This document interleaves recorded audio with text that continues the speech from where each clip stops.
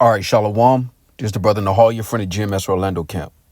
I want to start off by giving all praise, honor, and glory to Yahweh, Bahashem, Yahweh Shai, Bahashem, Rakakodash. Double honors to the apostles and the elders of Great Millstone, who are the elders of Yasha Allah, and a sincere salutation to all you Akim, who are preaching this word and believing this word, and to the Akwath, who are believing this word, in all truth and in sincerity. This is Revelation chapter 12 and verse 12, and it reads, "Therefore rejoice, ye heavens, and ye that dwell in them. Woe to the inhabitants of the earth and of the sea, for the devil is come down unto you, having great wrath, because he knoweth that he hath but a short time." All right, and I want to go into a lesson inspired by this article. And it says Trump is setting the U.S. on a path to educational authoritarianism. All right, now when you deal with this word authoritarianism, it says authoritarianism is a political system characterized by the rejection of political plurality, the use of strong central power to preserve the political status quo, and reductions in democracy, separation of powers, civil liberties, and the rule of law. Authoritarian regimes may be either autocratic or oligarchic and may be based upon the rule of a party or the military. All right, and I want to go into a lesson on this through the spirit, because now that the deceit of democracy is no longer useful, all right, Esau's setting the stage to basically come down with great wrath. All right, we saw certain laws put in the books, concerning DTs. All right, for those who don't know, domestic, terrorists. I'll just keep it like that. And Esau's setting the stage because he's losing this informational war. And this is why he's beginning with education. How Esau operates, all right, is that he tries to set things up to a point where he can cover up the shame of what he's done. There was a point in time where the so-called white man had a narrative that worked for him, all right, that justified his wickedness. But now that covering cast is being destroyed. All right, this is Habakkuk chapter 2, and I'm going to jump down to 16. "Thou art filled with shame for glory. Drink thou also, and let thy foreskin be uncovered. The cup of the Lord's right hand shall be turned unto thee, and shameful spewing shall be on thy glory." All right, and this is why Esau is going to come down with great wrath, and he's using the educational system to try and control the narrative. All right, the objective is to basically sanitize how the so-called white men in America got their riches, all right, through rape, robbery, and murder. The goal for these Edomites that are in power, particularly Trump, is to sanitize that history and justify sanitizing it by saying we don't want to teach people that we're oppressors and they're victims. But really, this is just his gateway to justify rewriting history. Because the things that they were proud enough to put in the books concerning hanging us, turning us into belts, eating us, now it's a shame unto them, because on the world stage, the world has witnessed the hypocrisy of the so-called white man, beginning with these Americans. All right. And now, all right, the Lord is removing that covering cast. All right. This is Job 20 and 5. I'll start at 4. "Knowest thou not this of old, since man was placed upon earth, that the triumphing of the wicked is short, and the joy of the hypocrite but for a moment?" All right. And this is why Esau is trying to cover up his hatred with deceit. All right. The things that they did, historically speaking, are facts. It's not a theory concerning how America was founded. All right. It was founded on the attempted genocide of the Northern Kingdom and the subjugation of the Southern Kingdom, dealing with Negroes, Latinos, and Native Americans. And now that the information war is lost, Esau is now trying to change the narrative in the educational system. And the reason he's doing that is because he's focused on the minds of the kids of the future. He doesn't want them to grow up with the notion of how brutal the so-called white man was to become the America we know today. He wants to sanitize that history. All right, now let's go here. Let's go back to this article. All right, it says, "While we watch students getting handcuffed, vague new guidelines create a culture of fear over teaching our history." It says on 14 February, the U.S. Department of Education's Office of Civil Rights issued a letter providing notice to American educational institutions, schools, and universities of the department's new interpretation of federal civil rights law. The letter lays out new conditions for institutions to receive federal funding, including in the form of student loans or scientific and medical research. So basically what they're telling the institutions is that if you don't follow these guidelines, you don't get the funding. All right, which is basically a bribe. This is Esau's way of bribing the educational system to force them to teach a narrative that sanitizes history in their favor. All right. It says Title VI of the 1964 Civil Rights Act prohibits discrimination on the basis of race, color, and national origin in federally assisted programs or activities. The Education Department's Dear Colleagues letter redefines the central targets of the Title VI to centrally include supposed discrimination against whites. So now, instead of the historical truth of what the so-called white man did to become a nation through genocide and slavery, now they're saying that they are the actual victims. And if you don't agree with this narrative, your educational institution will not be funded. All right, this is why. Let's go to the scriptures. Because the scriptures call Esau, Edom, the so-called white man out every time. All right, whether it's systemic or on a personal level. All right, they're called out. This is Isaiah 5:20. Woe unto them that call evil good and good evil, that put darkness for light and light for darkness, that put bitter for sweet and sweet for bitter. Jumping down to verse 23, it says, which justify the wicked for reward and take away the righteousness of the righteous from him. All right. And this is a form of trying to justify the wicked. Instead of admitting that you were wicked in how you created the so-called land of the free and home of the brave, instead of admitting it and being a nation or a person of integrity, they're just going to cover it up. They're trying to cover up that shame with deceit. All right, now let's go. Let's continue to read more. All right, so we just read that now whites are considered the discriminated class for being called out on what they did concerning history. Because this is the argument about teaching history the correct way. You know, even if you want to exclude what's happening in the present day, what they're attacking is the how history is going to be taught from now on. And this is why they're lumping in discrimination against whites, because they're trying to change the narrative. Now they're filled with shame for glory. At one point, they were proud enough to say what they did to us. They would put it on postcards and write family members in other states about how they witnessed a so-called Negro, Latino, or Native American hang. Now it's a shame unto them. They're being called out for it. And now Esau is attacking the education system to sanitize that history, man. All right, continuing, it says, the letter was followed on 28 February with a set of guidelines for its interpretation. The novel understanding of anti-white discrimination in these documents is a chilling manifestation of educational authoritarianism. The novel understanding of anti-white discrimination in these documents is a chilling manifestation of educational authoritarianism. In the letter, the acting assistant secretary for civil rights, Craig Traynor, writes, educational institutions have toxically indoctrinated students with the false premise that the United States is built upon systemic and structural racism. Just sit and think about this, right? They're trying to say that this isn't true.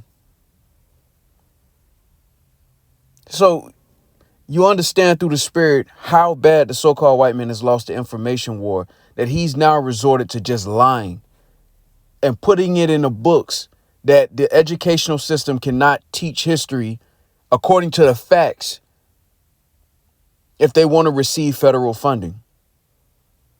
So everything is being set up for Esau to come down with great wrath. And once he truly realizes that he's lost the information war, he's literally going to come down with great wrath, because this truth cannot be hidden anymore.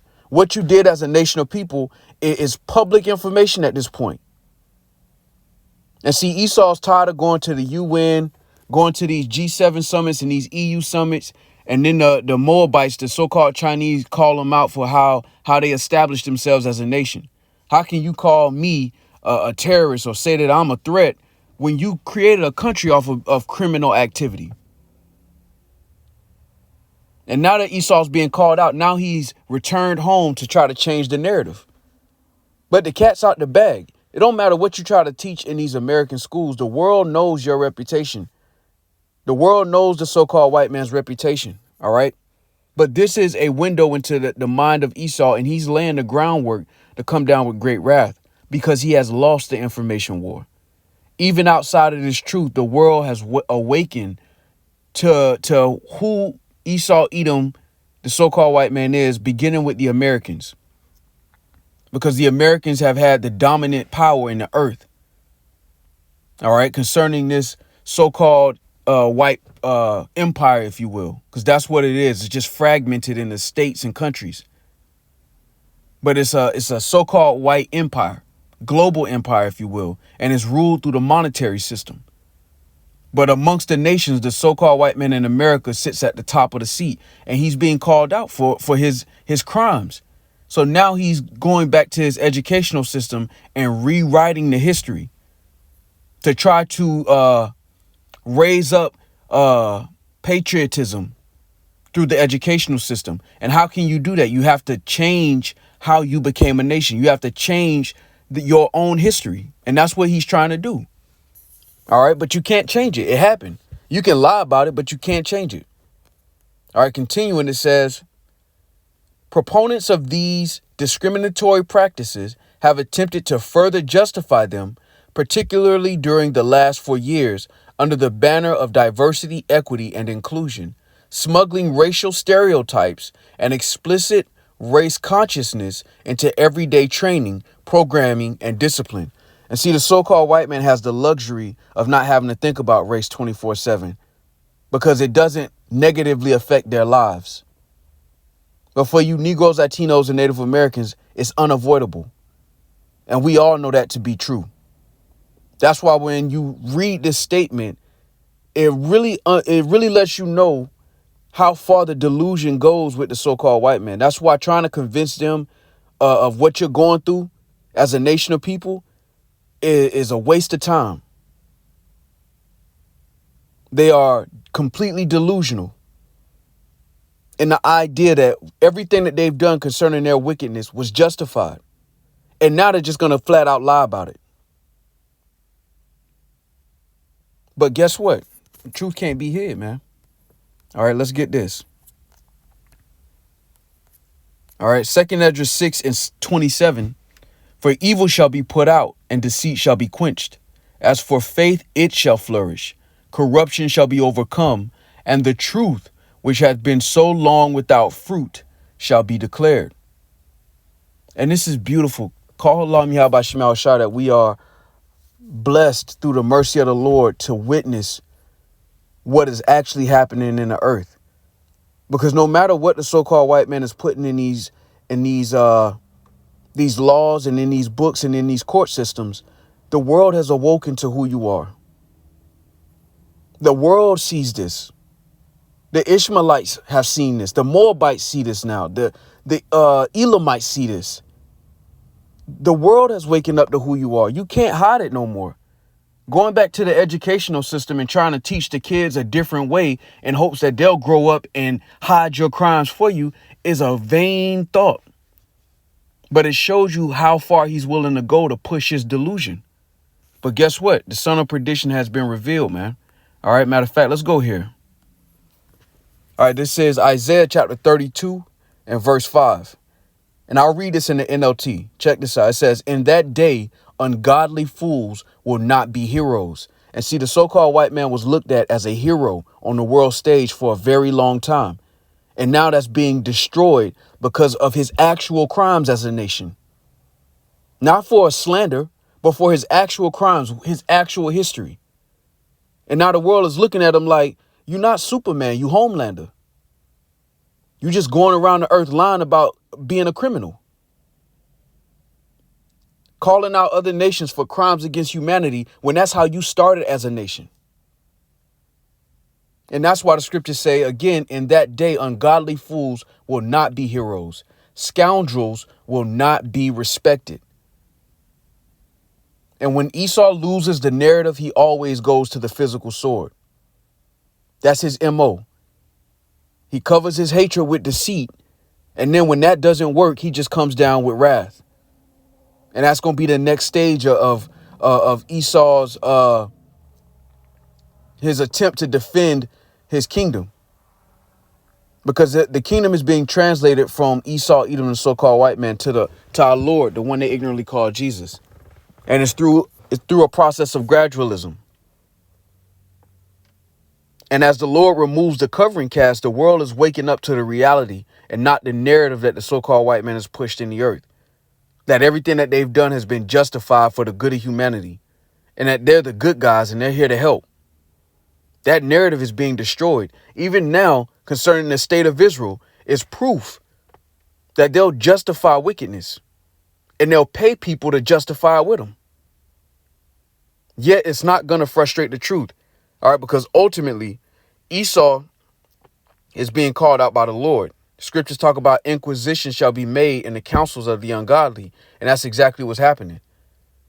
And you notice they never really made a hard attempt to change the educational system until this truth became widespread. Because only when you come to this truth do you get to the core of it. All right, because Esau's history, the so-called white man's history, runs parallel with what Esau would be doing in the last days. This is how we know that Esau is not the Arabs. Because the so-called Arabs don't have rulership in the earth. They have money because of the oil. But they're not ruling with the sword like the promise that was given to Esau. And Esau has two swords. He has that physical sword, but he also has the sword of the tongue. All right. Matter of fact, let's go here. This is Psalms chapter 10 and 2. It says, the wicked in his pride doth persecute the poor. Let them be taken in the devices that they have imagined. Because our people are poor, man. All we have is our truth. All we have is the truth. What actually happened to us as a nation of people. He can write it out the books, but we all got family members that went through it. What then? And this is his way of persecuting the poor. As if Jake ain't already on the bottom. Now you got to cover up what you did to become who you are. Yet you're not going to frustrate the plans of Yahweh Shemel Shai. And that's the beauty of it. The son of perdition had to be revealed. Christianity taught us that the son of perdition was one man that was going to rise up and be the president of the world. Nah, the son of perdition is talking about Esau, Edom. All right, the nation that the Lord describes as the border of wickedness and the people that he has indignation forever. All right, because of their deeds. All right, this is Malachi 1 and 4. Whereas Edom saith, we are impoverished, but we will return and build the desolate places. Thus saith the Lord of hosts, they shall build, but I will throw down, and they shall call them the border of wickedness, and the people against whom the Lord hath indignation forever. So identifying the nation of Edom is extremely important to understanding prophecy. And whether you believe it or not, Esau, Edom is the so-called white man as he's known today. All right. Even their slogan, Make America Great Again, tells on them concerning prophecy.